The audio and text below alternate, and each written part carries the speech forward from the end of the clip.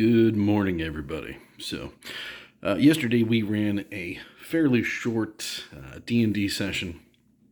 The party had just finished getting done, or should say, had just completed a adventure path where they had rescued the village from some different creatures that were plaguing the sewers and some of the local businesses.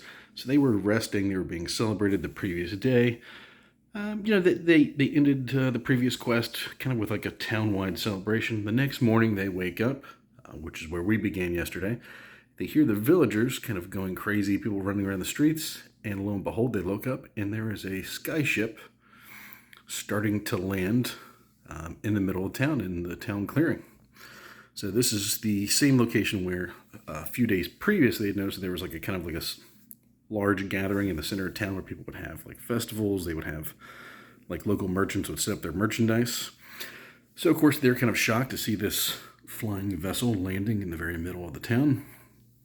Once it gets a little bit lower to the ground, like a little ladder gets thrown overboard and people start unloading merchandise from the ship. And of course they see a man that they presume is some kind of spellcaster, pointing, giving orders, and just kind of seems to be in charge. So of course the party immediately wants to meet this gentleman, find out the story of this vessel, where they're going, where they've been. Of course the townsfolk are completely in awe. The town guards gets called. Of course the town guards are looking at the party like, do they understand what's going on? So it kind of starts this entire chain of events for them trying to mediate the situation. So it's a non-combat encounter, skill-based, kind of going back and forth between the villagers, between the town guards.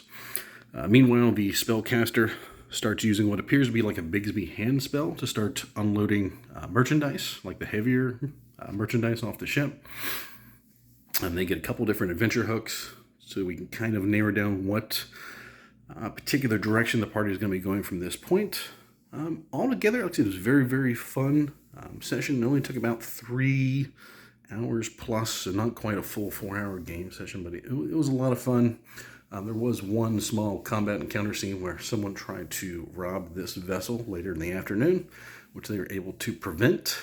But like I said, just want to give you all a kind of a quick little peek at the setup in case you want to build something similar in your game, and just to kind of highlight what you can do with some different terrain pieces. So that is it for today, folks. Thank you for watching. Our next game session will probably be in about a week and a half or so stay tuned.